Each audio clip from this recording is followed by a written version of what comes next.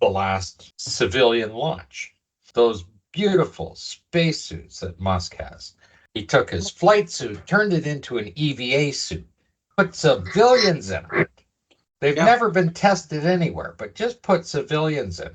And of course, these costumes are made by a guy by the name of Joe Fernandez.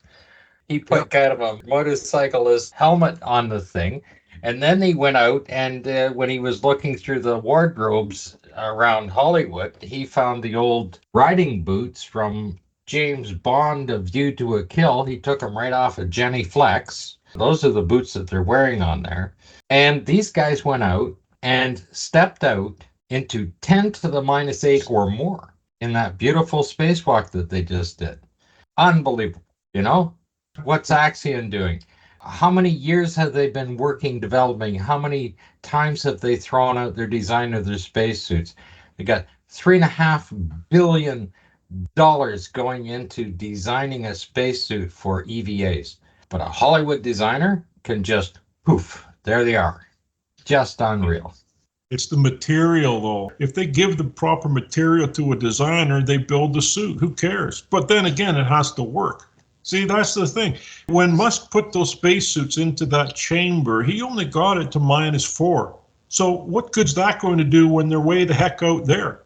Well, here's the other thing. When you're looking at the gauges that they're showing when they're depressurizing the craft, they have a pressure gauge for the spacecraft in it, and it goes down when it finally hits 0. Well, that gauge would read 00 at 100,000 feet. Let's put it this way. You have investors that are investing in this. It's private. There's at least 2 private individuals on that flight, except for those 2 pilots. Here's the thing I don't get. Why would somebody put out billions of dollars to send this craft somewhere and not on it? But then when you look at it and you think, here's the very first guy goes out for a spacewalk. He's not going for a spacewalk. He's hanging on the damn rail, poking his head out. Then he puts his torso out. And then finally a little part of the feet come out. But wait a minute, you don't see the feet in any of those guys. There's feet still inside the hatch. And then you count 2 minutes. And that's the first guy. All of a sudden, guess what? After 2 minutes, everything's black.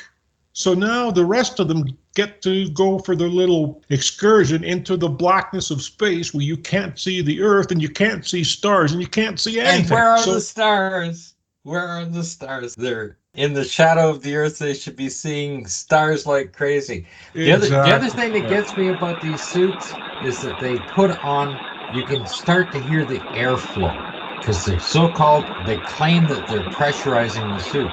Well, in fact, they don't need to put any more pressure in the suit. When they close the lid and start to depressurize, the inside of the suit has the same pressure as the spacecraft did before they started to depressurize. So they don't need to be adding air. That's all done for sound effects. They already have the correct amount of air in that suit when they close the lid, when they put the visor down. Come on, it's 2024. It's about time they actually did something. Yeah, but then the air going in goes on for about 45 minutes. You can hear the airflow going in and in and in to pressurize the suit. I mean, I can go to Walmart and for $19.95, I can buy one that'll put 5 psi in and blow 100 cubic feet of air toy to pull behind a boat with. How much actual space is in that suit when you put a human in there? I mean, you could pump that up to whatever pressure you wanted with any kind of device. Cheapy, hand pump, anything else. It goes on forever and ever and ever hearing this noise. I mean, it's done as a sound effect. That's all it is. And they shouldn't be putting air into the suit. They're going into a 0 vacuum. If they had 7 or 8 psi in the suit, they need to drop it down to the 5, letting air out. They don't need to pressurize it. And then when you watch it later on, it goes up to 18 psi. Just stupid. I mean, they'd just be stiff as a board at 18 psi. Yeah, there's one person that has 2 wrinkles on the suit, and even after they finish the pressurization, repressurization, those 2 wrinkles are still there on the front of his chest. What? Yeah. And on his legs, and on his back when he's up, when they're out in the vacuum, and it's got wrinkles across the back. You can see his back. They didn't even put foam in there to fake it looking like it's blowing out or anything. This is something I have to question. To me, they did it, yeah. But what gets me is what they're showing in the background that makes no sense. At 40 minutes, he's out standing up there. Oh, it's one of those standing EVAs we hear about. Yeah. And of course, if he's so-called floating in space, every time he moves his arms, his whole body should react the exact opposite. This is what makes no sense to me. If you start it from where the Earth is until it disappears, it's about 2.5 minutes. At least on one video it was, because you could see this guy's piecemealing it as he's going along. Now watch this. You see now when you restart it, and then you go to here, and now this is the second guy coming out. Now there's the second or third guy coming out. Well, what gets me is, where's the Earth? You see what I'm saying is that you're not going to see any stars there because the Earth is right there. You see, they've pretty much figured it out, haven't they? I mean, how easy is this to do? I could do this in my backyard, man. Yeah, but the Earth in their big fisheye lens leaves a lot of space around it. So you should be able to see tons of stars. You should be actually be able to see the ring of the Earth. There's the shot. Then they go in. And of course, there's no stars there. Well, there wouldn't be. The Earth's all lit up. It's focused on the Earth. You're not Right. going to see anything over here. And that's the shot you're going to get. So there's going to be that much on the left-hand side of the screen that is outer space. You should be able to see stars. You notice they put the telemetry in on the right-hand side at the bottom. The speed and altitude are in there. When this thing starts off, they were already down to 194 kilometers. And they climbed up to 730 here, or almost 740, I think. And they've dropped down from like 27 down to 25. So they dropped 2,000 kilometers per hour in speed as you go through that. What I'm looking at is I want to find where those wrinkles are. There's the wrinkles right here. And if you turn the sound up, you can hear the air starting to flow. All right, here we are. Now we're at 312. Now look at these wrinkles. Yeah. They're climbing in altitude. Yeah, well, there's 447, and they're still there. Is that 312 kilometers? Yeah. They start off at 194 kilometers and go to 740 kilometers without using any fuel. Nothing. Depends how fast you're going. Well, it's showing the speed there, and they only slow down during that time, going directly against the gravitational pull of the Earth. They only drop down by 2,000 kilometers. Well, the speed keeps going down, though. I say they drop by 2,000 kilometers over the distance between when they started and when they get up there. Well, it's funny. Usually when speed goes down, so does the altitude, of course, after a given amount of time. No, but they're climbing out against gravity, and they're showing that the speed is slowing down. Well, it should. It should. They're not going fast enough. I don't have Okay. any problem with any of this stuff. It's about Well, time. they did yeah, something. but that is directly against all of the other documents that show the additional fuel. We looked through those documents that show how many extra fuel tanks it needs Yeah, to well, get. that's NASA. Well, that's back then. I mean, they faked it back then, so nothing's going to match today, is it? No, but they didn't use any of that. That's what they projected. That's what the mathematicians calculated how much fuel they would need.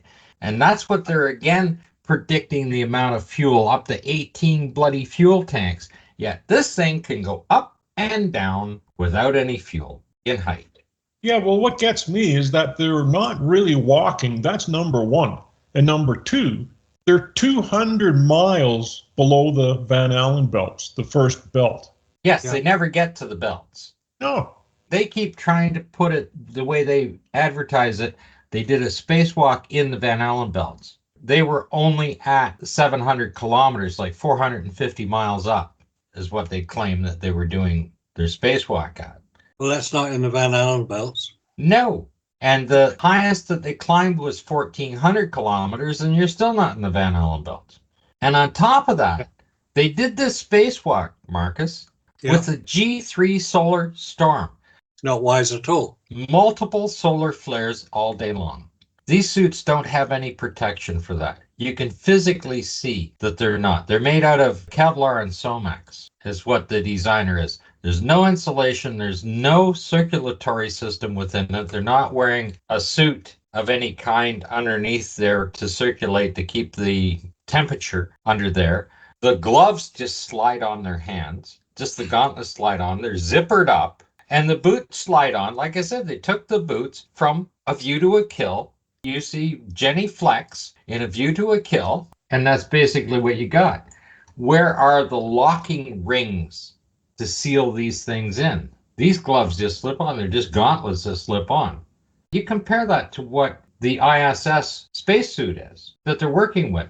You look at the designs that Axiom is doing for theirs and the $3.5 billion and the number of years and the number of failures that they've had just to deal with the vacuum and the radiation and the thermal control to keep somebody alive, to create an entire environmental suit. These things, I thought they were ridiculous enough as a flight suit, but not as an EVA suit. As a flight suit, they might work. As long as you don't lose 100% of your cabin pressure. Well, if you've got the top open, you've lost all that pressure. So everybody has to be in their suits and pressurized and linked up to the oxygen supply. Well, yeah, the guy that's outside is just sticking his nose out. Everybody else is in the same vacuum inside the craft. And all they've got is just the umbilical is just hooked onto their leg. I mean, wouldn't you want the airflow to make sure it gets up to the helmet where you need to breathe? You would think so. You would think so. Yeah, there's no point in having it below that. You want to breathe. No, if you sat down and you sat down and the material against your leg cuts the air off, ridiculous. I think that Hollywood does better at making the movies. And of course, Musk, his particular line is, well, we know that it's real because it looks so fake. That's right. He did say that, didn't he? He did say that. But to do the first test with civilians, I mean, they don't even have a chamber to pull 10 to the -8. Like at 450 miles, you're at -8 or more. Because the ISS is at 250 miles is -7. When you get to the Van Allen belts, you're at 10 to the -11. So they're at 450 miles out, basically halfway there. They're at least 8 or more in a vacuum. And where did they test these things? Underwater? No, they didn't even do it with these things because they just don't seal. I see what you mean now when he's going out and the Earth is slowly going away and now it is completely gone. It's in the umbra, I believe, yes. When it's dark? Yeah. Okay, well, yeah, there should be stars there now. There should be stars on that side because the camera didn't change. Yeah, because the camera's now focused. The settings are now going to pick it up once it's out of the Earth's face. Yeah, it'd be the ideal time to see stars. The first guy comes out and he's doing this with his arms up and down really rapidly. His whole body should be reacting to that. Yeah, but he has one hand on the rail still. I mean, they made a joke about it in Space Force when the monkey turned the drill, right? And the monkey goes twisting off and gets captured by the Russians, kind of thing. I mean, they make a joke about for every action, there's an opposite reaction, and you are in space. If you push your hand out, your body's going to go as well. It's got to move. And he's just sitting there. Nothing's happening. Wow, you don't even get to see the soles of any of their boots. That's not a spacewalk, I'm sorry. Look at Ed White. When Ed White did his, that was a beautiful shot, wasn't it? The Earth was perfectly in the background and he was on the umbilical cord. It was beautiful. He even had his camera on him, didn't he? Oh, people wonder. They say, well, how come he can take a picture? Well, number one, he's still in the protective layer of the Van Allen belts. There's no radiation's going to be nailing that photographic film. Not to the level it is when you're on the lunar surface. Quite different. And the same with the Tor. We're talking about, 2 times the Tor level when it's on the lunar surface? Yeah. Big difference. They are out far enough where you're going to get into needing metal seals. You've got extreme off-gassing of materials that have never been tested under those vacuum conditions. And then you've got cold welding. All of that will be occurring on materials that they haven't tested. And have we ever seen any of the pictures that Ed White took with that camera? I have taken a look for those, and I didn't find anything viable, like they're mixed in with the Gemini photographs. Interesting. I mean, some of the most recent cameras, even the digital cameras they use now, carry a lot of protection around them, an insulation covering, so the astronauts can use the camera outside. Well, you have a lot of ionization, which is going to interrupt the electronics. That's true, yeah. Even the aircraft flying over the North Pole on the routes have trouble because they now have touch screens on their keypads with touch screens. They can't use them. Too much ionization going on, especially when there's solar activity or you have an aurora borealis. They have to take a different route because they can't use the controls on the plane. Their guidance systems are in there. That's a modern aircraft today. And that has a fair bit of protection when you have that much aluminum shell around you. Don't forget that aluminum shell can withstand a lightning strike and continue to keep those electronics running. But the ionization is going right through the craft, and they're unable to function with their touchscreens. Like I said, an aircraft can take a lightning strike and function, but the radiation going through it, the ionization going through in the air, can damage that equipment. So it's quite a different environment. And these guys are going up through the ionosphere, which goes at hundreds of miles. You get into that, and that's part of the problem in low Earth orbit. You're okay until you get the solar flares happening and that ionization jumps like crazy. That's what's interrupting satellite signals and everything else, or simply burning them out. Well, that's why Elon had to launch another 2 packs of satellites. Yeah, he was down to 2 there. I could only find 2 on my phone when they're flying by.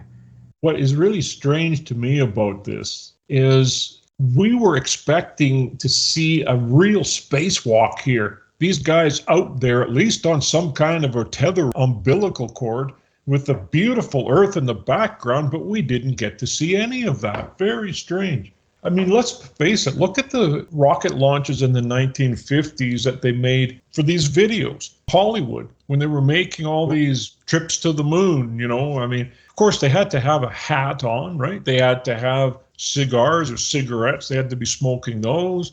And they had bunk beds that they had layered up, and everybody just laid on their bunk bed.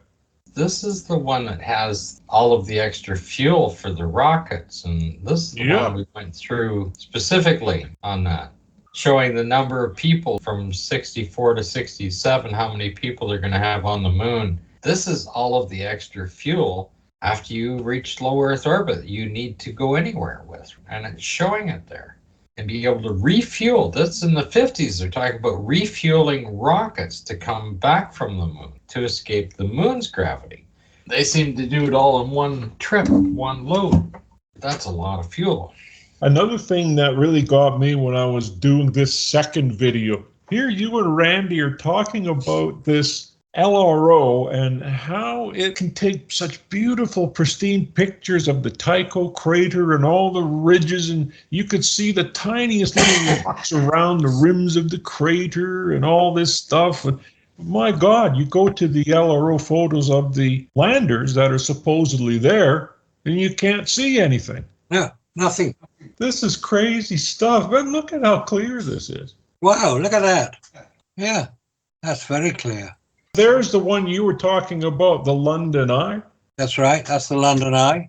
Well, when you go over to here, there's another satellite image of the stadium. But there it is. That's the one I wanted to show you. There's the London Eye where you could see the cars. That's a satellite image, and to prove it, there it is there. This satellite image of London Eye Ferris wheel, and it gives you the Globe Media credit, Digital Globe. So these morons can't say, oh, that was taken from a helicopter, because that's what they will tell you. Yeah, that's what they say. That's taken over 11 years ago. Yeah, 2013.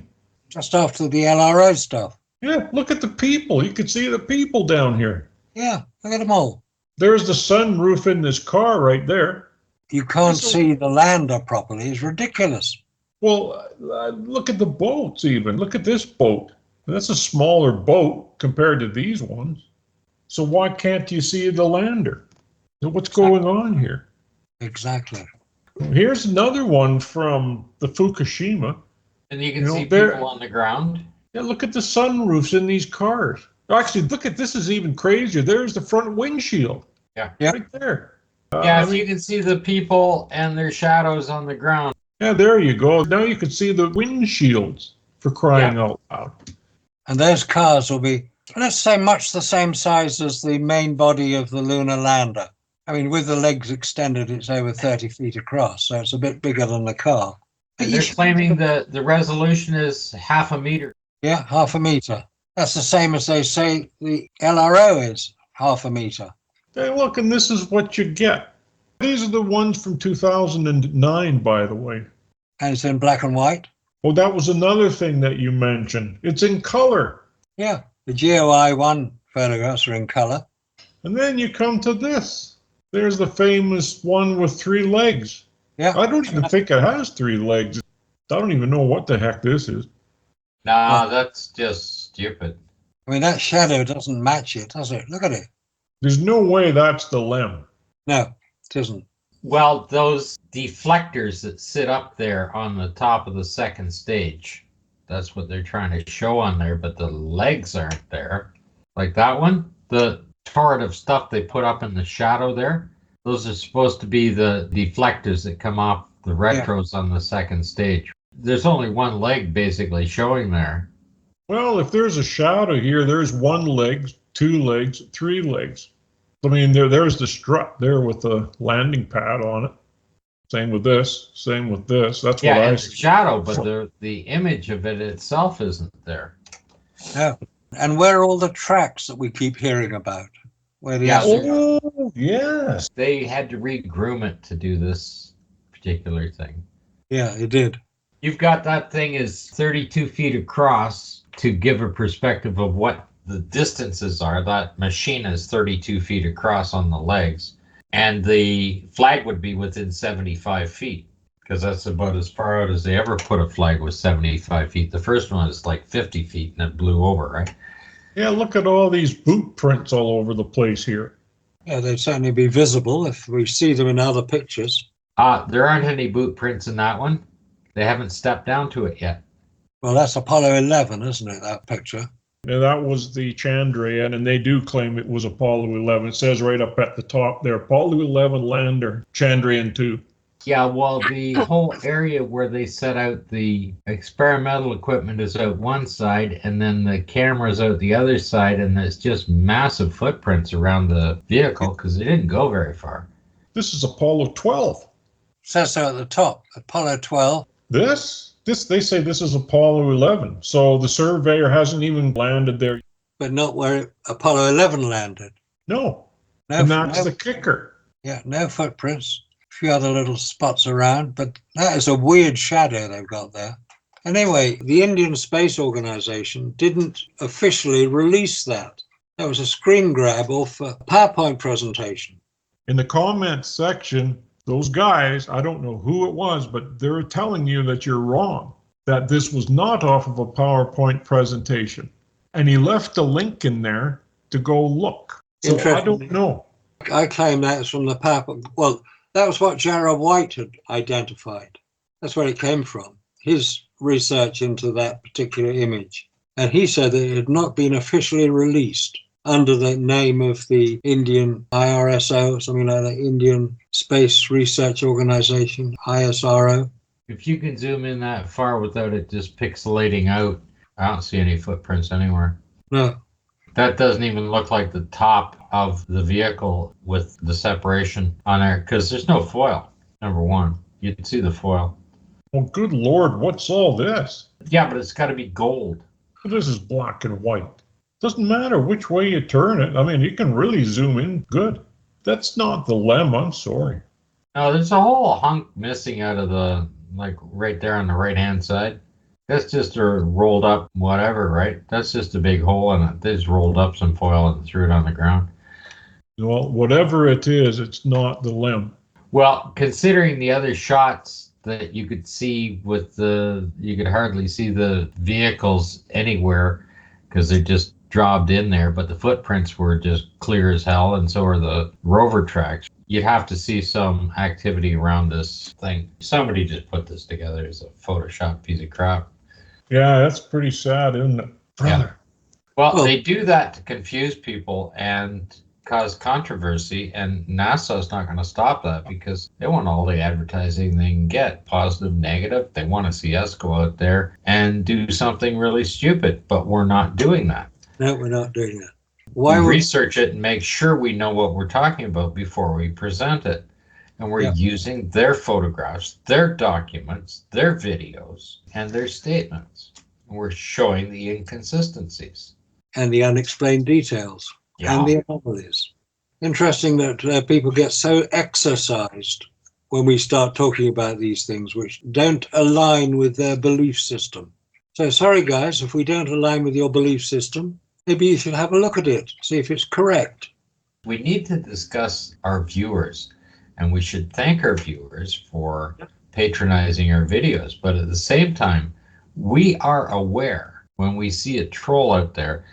Now, when I see a troll like NASA-loving psychopath, my image of this guy, just so he knows, he's in a psychiatric hospital in a protective rubberized room in a straitjacket. And when they let him off on the keyboard, he comes right to us because he's just that obsessed and just, and that's what he's doing. Yeah. And then after he gets his, 1 hour free time and they put him back in his straitjacket and medicate the hell out of him. That's what I see. We have other people out there that are running around with AR-15s that want to take us out because they're American flag wavers. And we understand that. They love their country. They don't want to know what's going on in the rest of the world. That's what we were going to talk about, that rover. It was a zero-G rover simulator that these guys had, and we had the video for it. That was the one that had the stand-up simulator. And I said it looks like the LEM landing simulator. He was standing up in it. The whole stupid thing about it, if it's going to be a rover simulator, why is he standing? And it looks exactly the same as the one that Neil Armstrong was trying to do the landing, the LEM, and he was standing up in it, and he couldn't operate it anyway because they were getting dizzy with the screen graphics that they had in front of them. It was making them dizzy. And not only that, they had little air things that pushed the platform around when he pushed the joystick, and it was knocking him off. And they were trying to tie his wrist down so that he wouldn't keep moving the joystick, because every time it moved, it pushed farther. They called that same thing the rover simulator. It's just a ridiculous film on it anyway, because I'd never seen it before. How do you not know that this might have happened? Let's say that they did this all in advance, just in case something went wrong and they couldn't do it. Then they could use this footage. Yeah, I don't know. That's just a suggestion. I have no idea. It costs a lot of money to do that. I want to get something out of it, a bit of publicity out of it. But look at what happened here. Most of it was in the dark. All you had to do was just put a little capsule in front of a black screen, and that's the end of it. You're done. There's no special effects involved in this. Well, they made the same kind of comments in there. It's like they spent hundreds of millions of dollars practicing in simulators, and then when they went, they couldn't tell the difference. Well, look at the people's that were the comments that we were looking at on NASA's video, on the other videos, and a lot of them just had the comments turned off because they knew what they were going to get. But a lot of their own people were saying FAF. Like I said, when you look at the details, the devil's always in the details. Pressurizing the spacesuit. They had the interior of the craft at around 8 psi when they closed down the lids on them. They got 8 psi in the suit. Then they start letting the pressure of the spacecraft down. They don't need to start pushing air into the suit. It already has too much. They need to let some out to get down to 5 psi. Well, here's the other thing people were saying. You're telling us that in 1969, men landed on the moon. Between that and 72, 6 times in a matter of 5 months between the launches. And yet, here it is, 2024, and these guys aren't even doing a spacewalk. They're hanging on to handles. And then people are going, what the hell? WTH, WTF, what? They were walking on the moon. They were jumping. They were driving cars, driving moon buggies. And this is all we get? Yeah. You know, 60 years later? And they can't even get out, past the Van Allen belts. Well, they didn't even go into them. That in itself is just a lie. Just a lie. Just a lie. Just a lie.